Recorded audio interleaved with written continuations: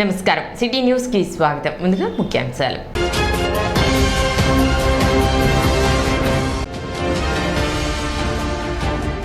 ప్రశాంతంగా జరిగిన municipal council సాధారణ సమావేశం.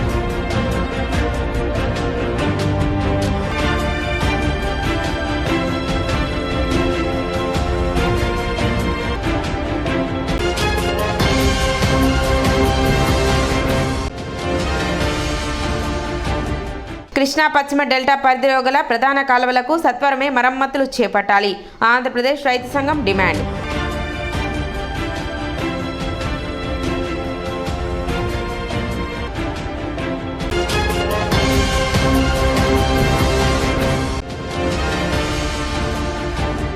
క్రేన్ ని ఢీకొట్టిన ఆర్టీసీ పల్లె వెలుగు బస్సు. పాక్షికంగా ధ్వంసమైన బస్సు. స్వల్ప గాయాలతో బయటపడ్డ ప్రయాణికులు.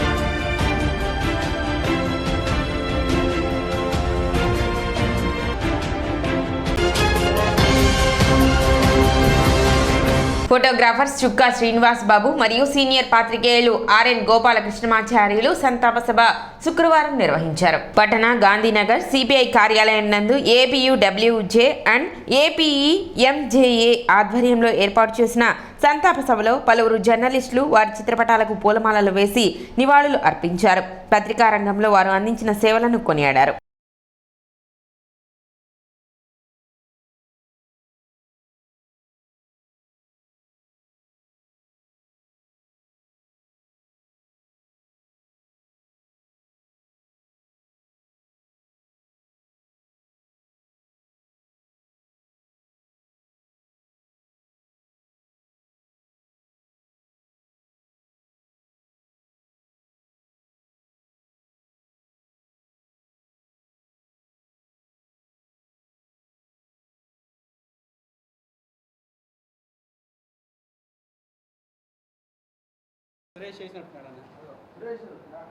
తెనాలికి చెందిన నాలుగు గోపాలకృష్ణాచార్యులు మృతి చెందడం బాధాకరం. అలాగే మన ఫోటోగ్రాఫర్ శ్రీనివాస్ బాబు గతంలో మనతో పాటు ఉన్న మన శ్యామ్ కూడా చనిపోవటం చాలా బాధాకరమైన విషయం. ఏపీడబ్ల్యూజే యూనియన్ కార్యక్రమాల్లో వీళ్ళు చురుగ్గా పాల్గొంటూ జర్నలిస్టులతో మమేకం అవుతూ స్థానికమైన అందరి నాయకులతో యూనియన్ కార్యకలాపాల్లో కూడా మనందరికి తోడుగా ఉండి ఇప్పుడు మన మధ్య లేకపోవడం బాధాకరం. వీరి ఆత్మకి శాంతి చేకూరాలని గుంటూరు జిల్లా కమిటీ తరఫున మేమందరం ప్రగాఢ సానుభూతిని తెలియజేస్తున్నాం. జర్నలిస్టులు తమ వృత్తి ధర్మంలో ఒత్తిడికి లోనవుతూ అకాలంగా మరణిస్తున్నారు కనుక జర్నలిస్టులు కూడా వారి కుటుంబాల పట్ల మీరు కూడా ఆలోచనతో వెలిగి ఆరోగ్యం పట్ల కూడా శ్రద్ధ వహిస్తే బాగుంటుంది అనేది నాదొక సూచన. ఒత్తిడి ప్రపంచంలో జర్నలిస్టుల వృత్తి మరింత ఒత్తిడిగా ప్రమాదంగా మారింది కనుక ఇప్పుడు రేపు మరలా కౌంటింగ్ కేంద్రాల దగ్గర కూడా మళ్ళీ మనవాళ్ళు కూడా అప్రమత్తంగా ఉండాలి. ఉదయం 4 నుంచి సిబ్బందిగా ఉన్నా కానీ మనం 8 నుంచి మనం వెళ్తాం కనుక ఫస్ట్ రౌండ్లో పోస్టల్ బ్యాలెట్లు ఎన్ని కౌంటింగ్ అయిపోయిన తర్వాత మళ్ళీ ఈవీఎంలు కౌంటింగ్ ఉంటాయి. ఏదైనా గొడవలు జరగకుండా ఏదైనా ఇబ్బంది తలెత్తే స్థానిక మన జిల్లా కమిటీ సభ్యులు కానీ నియోజకవర్గ కమిటీలు కానీ మన నాయకులు కూడా వాళ్ళకి ఎక్కడ ఏదైనా జర్నలిస్టుల సమస్యలు ఏదైనా ఎత్తే మీరంతా ఐక్యంగా ఉండి వాళ్ళందరికీ తోడుగా ఉండండి.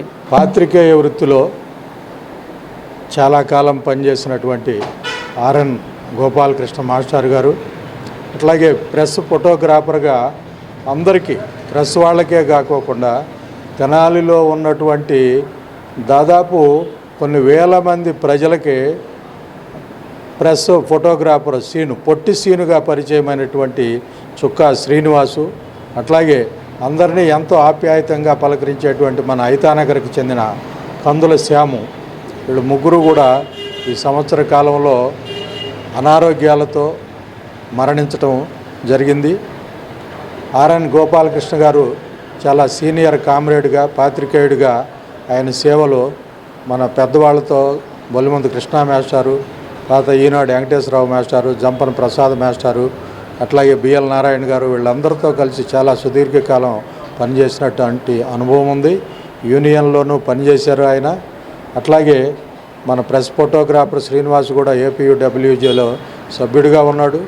అందరికీ రోజు కూడా ఈ టైం అయిందంటే చిన్న సైకిల్ వేసుకుని వీధులన్నీ తిరుగుతా అందరినీ నవ్విస్తా అందరినీ ఉత్సాహపరుస్తూ కూడా ఆయన ఫోటోలు తీసి ప్రతి చోట ప్రతి పత్రికా ఆఫీస్కి వెళ్ళి ఫోటోలు అందించేటువంటి వాడు.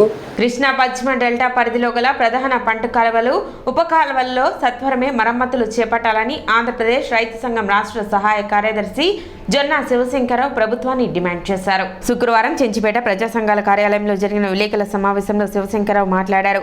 పశ్చిమ డెల్టా పరిధిలో గల 5.75 లక్షల ఎకరాలలో రైతాంగం దుక్కులు దున్ని పచ్చరొట్టె విత్తనాలు చల్లుతున్న తరుణంలో పంట కాలువలు, మురుగు కాలువల్లో తూటాకు, గుర్రపు డెక్కలతో పాటు మీటలు వేసుకుపోయినా గానీ ఇంతవరకు మరమ్మతులు చేపట్టలేదని ఆయన విమర్శించారు. దుగ్గిరాల, కొమ్మమూరు, బిడపరు, లాకుల శిథిలావస్థకు చేరుకున్నాయని ఆయన పేర్కొన్నారు.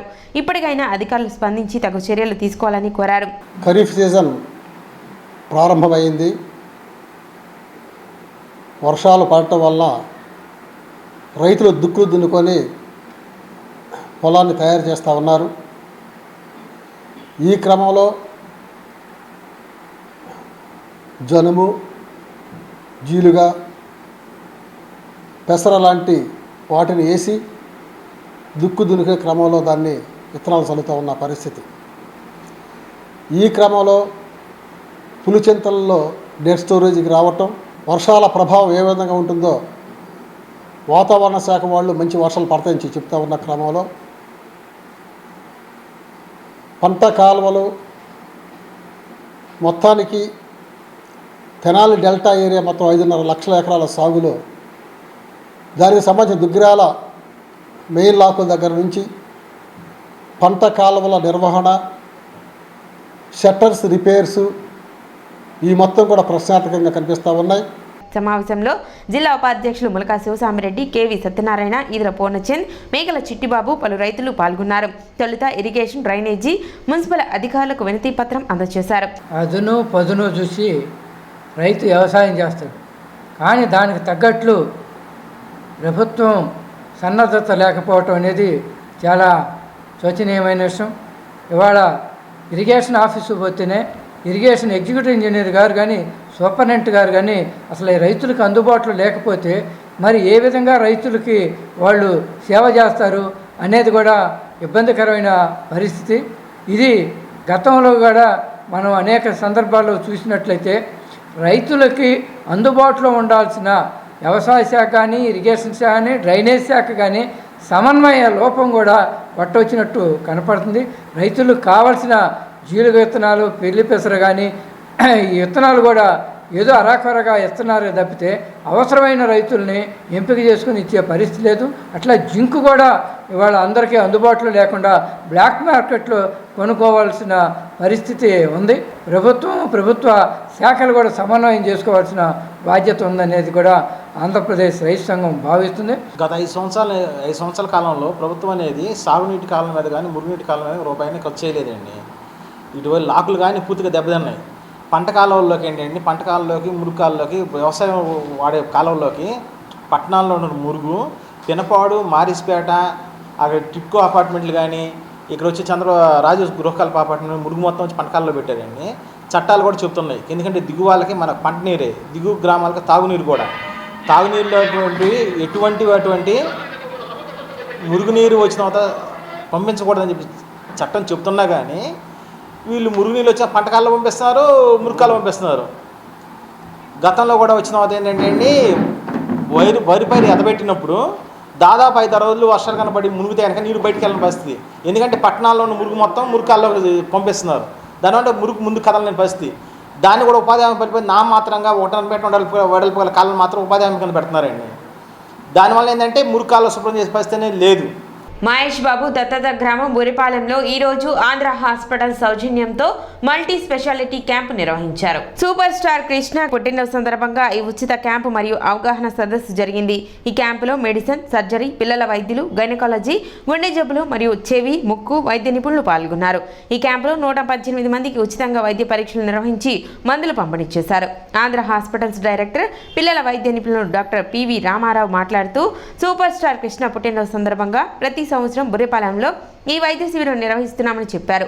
ఇప్పటి వరకు బుర్రిపాలెంలో 39 క్యాంపులు నిర్వహించామని, ఈ గ్రామాన్ని ఆంధ్రప్రదేశ్లోనే మోడల్ హెల్త్ విలేజ్గా తీర్చిదిద్దాలనే సంకల్పంతో ఉన్నామని ఈ సందర్భంగా చెప్పారు. ఈ శిబిరంలో doctor Mudassir, doctor Sujini, doctor Sai Kishore, doctor Amar, doctor Pavan మరియు డాక్టర్ రమేష్ తదితరులు పాల్గొన్నారు. సూపర్ స్టార్ కృష్ణ గారి జయంతి సందర్భంగా మహేష్ బాబు గారు ఆంధ్ర హాస్పిటల్ వారి సౌజన్యంతో ఈరోజు ఆంధ్ర హాస్పిటల్ వారు ఇక్కడ ఏర్పాటు చేసిన ఈ మెడికల్ క్యాంపు ఇది 38వ క్యాంపు.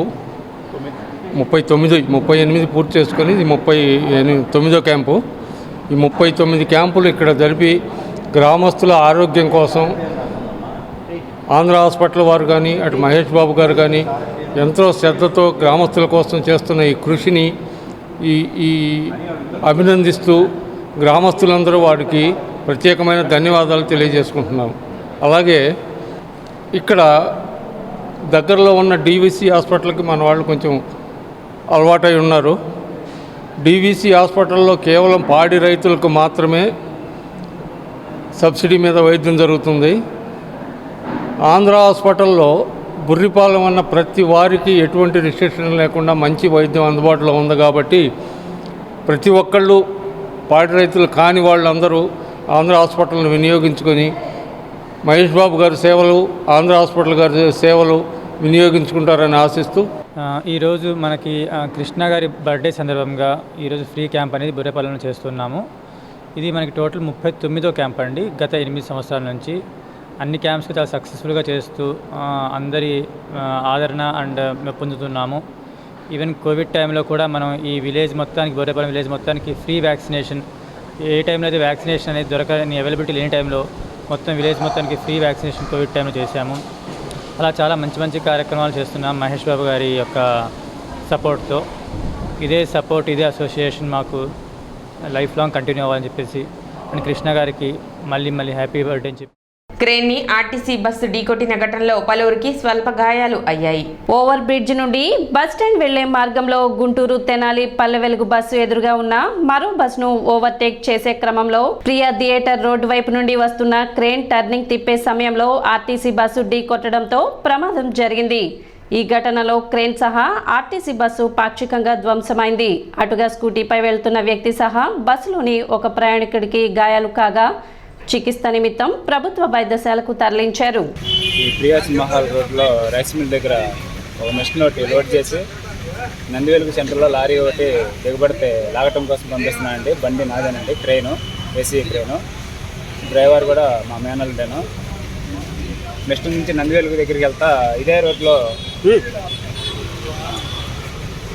లెఫ్ట్ సైడ్ మన ప్రియాస్ మహల్ రోడ్లో నుంచి లెఫ్ట్ సైడ్ సాయిబాబు రోడ్లోకి లెఫ్ట్ సైడ్ రిటర్న్ అవుతా హార్న్ కొట్టుకుంటూ చాలా స్లోగా హార్న్ కొట్టుకుంటూ రిటర్న్ అయ్యే టైంలో ఆర్టీసీ బస్సు వేరే బస్సుని క్రాస్ చేసుకుని బాగా ఫాస్ట్గా వచ్చి ట్రైన్ భూమిని కొట్టేయండి. ట్రైన్ భూమి కొట్టినప్పుడు మ్యాక్సిమం ఒక 10 మీటర్ల పైనే గిడ్స్ని కూడా వెళ్ళాడు బండిని. ఆ 10 మీటర్ల డిస్టెన్స్ లెఫ్ట్ సైడ్ నుంచి స్కూటీ కూడా వస్తుంది. ఈ లాక్కెళ్ళటం ట్రైన్ బ్యాక్ సైడ్ టైర్ ఇరిగిపోయింది. ఈ అదర్ ఫ్రంట్ 10 మీటర్లు లాక్కెళ్ళిన వారు ఆ స్కూటీ మీద కూడా ఎక్కేసింది సార్. స్కూటీ అతనికి కాల్ ప్యాచ్ అయింది. బస్సు కూడా లెఫ్ట్ సైడ్ మొత్తం డ్యామేజ్ అయింది. బాగా ట్రైన్ అయితే బాగా స్లోగా వెళ్తున్నాము, ఎందుకంటే హార్న్ కొట్టుకుంటున్నాము. లెఫ్ట్ సైడ్ కటింగ్ అవడానికి స్లోగానే వెళ్తున్నాడు బండి, హార్న్ కొడుతున్నాడు. నేను బ్యాక్ సైడే ఉన్నాను ట్రైన్ వెనక. ఈలోపు ఓవర్టేక్ చేస్తే బస్సు వచ్చి తగలటం, లెఫ్ట్ సైడ్ టైర్ ఇరిగిపోవటం, అదే ప్లేస్లో 10 మీటర్ల డిస్టెన్స్లో స్కూటీ రావటం, ఆ 10 మీటర్ల ఫ్రంట్ సైడ్ ఈడ్చుకుంటే ఇలా స్కూటీకి తగలటం, స్కూటీ డ్యామేజ్ అయ్యి మనిషికి కూడా కాలు ప్యాచ్ అయిందండి. ఇప్పుడు చిన్న విరామం.